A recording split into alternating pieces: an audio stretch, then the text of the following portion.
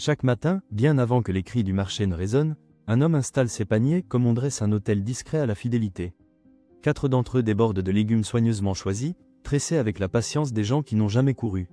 Mais le 5e reste vide, toujours au centre, toujours lissé, nettoyé, prêt. Peu s'en étonnent, certains pensent qu'il l'a oublié, d'autres croient qu'il le garde pour mieux équilibrer son étal.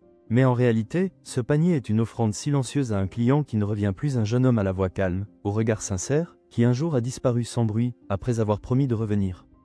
Demain, ce récit est celui d'une attente que le temps n'a pas effacée. D'un vieux vendeur dont la mémoire est tressée dans l'osier. D'un lien non dit, non écrit, mais répété chaque matin dans le rituel d'un panier vide.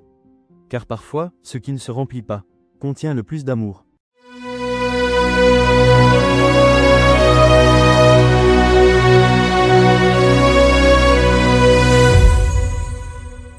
À l'extrémité du marché de Sankura, bien avant que les voix ne se lèvent ou que les motos ne bourdonnent, Hassan commence sa journée.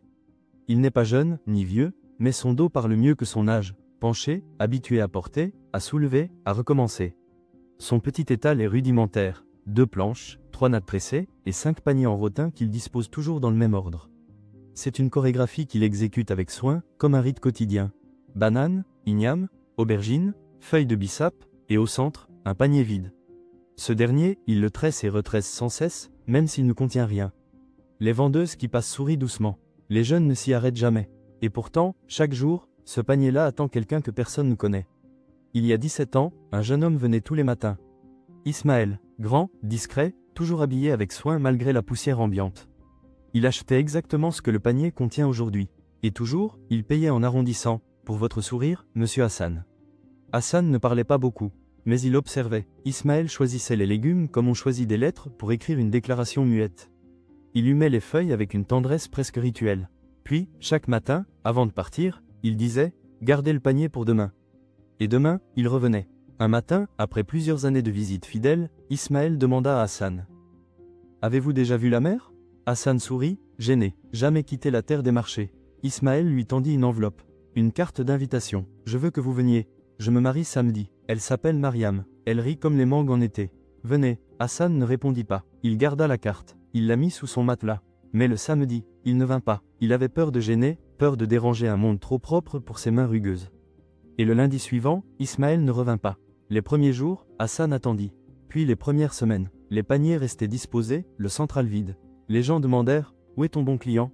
Il répondait « Il reviendra ». Les années passèrent. On rit parfois. On le taquina « Tu prépares encore son panier ?» Il t'a oublié depuis longtemps. Mais Hassan ne réagissait jamais. Il tressait, il lissait les bords, il nettoyait les feuilles du bissap avec respect. Parce qu'il croyait encore à ce lien, non pas commercial, mais affectif, sacré, non dit mais réel. Chaque panier qu'Hassan fabrique porte un détail subtil, une torsion unique, une ficelle cachée, une gravure presque invisible. Ce sont des mots tressés, des pensées qu'il ne dit pas mais qu'il exprime à sa façon. Il grave, revient, même sans rien acheter. Je me souviens de ton rire. La mangue n'a plus le même goût depuis toi. Il vend aux autres, il sourit, il sert les enfants, mais il réserve le plus beau panier, chaque jour, pour celui qui ne vient plus. Un jour, Souleymane, un jeune lycéen passionné de photos, s'arrête devant l'étal. Il observe le vieux tressage. Il interroge « Pourquoi celui-là est toujours vide ?» Hassan ne répond pas tout de suite. Puis il dit « C'est le panier de l'espoir ». Souleymane revient. Il photographie les paniers. Il écoute les histoires. Il note. Il demande « Si on écrivait votre attente ? Si on la racontait au monde ?» Et Hassan offre, pour la première fois, les détails de la lettre jamais envoyée, de l'invitation gardée, de l'absent jamais remplacé. Un matin, Souleymane revient avec une surprise. Il tend une photo. Ismaël Mariam, 2 enfants, une maison à quelques heures du marché. Il dit « Il est vivant. Il a lu votre histoire dans mon carnet. Il a pleuré. » Hassan tremble. Il regarde la photo longtemps.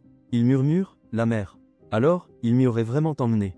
Souleymane promet « Il viendra. Il m'a demandé de vous dire qu'il n'a jamais oublié ce panier. » Le jour annoncé, le marché est bruyant. Mais Hassan prépare comme d'habitude.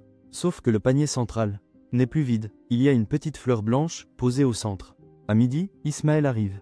Il a vieilli, mais ses yeux sont les mêmes. Il ne parle pas tout de suite. Il s'embrasse du regard. Puis Ismaël prend le panier, le serre contre lui, et dit « Ce panier a été ma maison d'avant. Il m'a tenu quand je partais trop vite. » Et Hassan répond « Il vous a attendu. » Comme moi. Aujourd'hui, Hassan ne travaille plus. Il enseigne l'art du panier à Souleymane, à des enfants du quartier, à des rêveurs.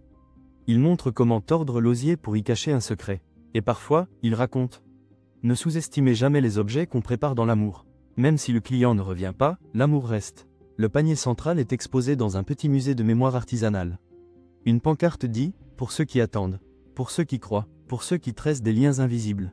Ce conte célèbre les attentes silencieuses qui deviennent mémoire, les gestes ordinaires chargés de tendresse, et les vies simples qui tissent des récits que le monde finira par entendre. Hassan a prouvé que l'amour patient, même non dit, finit toujours par fleurir. Et qu'il existe dans chaque panier, chaque silence, chaque matin. Une force capable de défier l'oubli.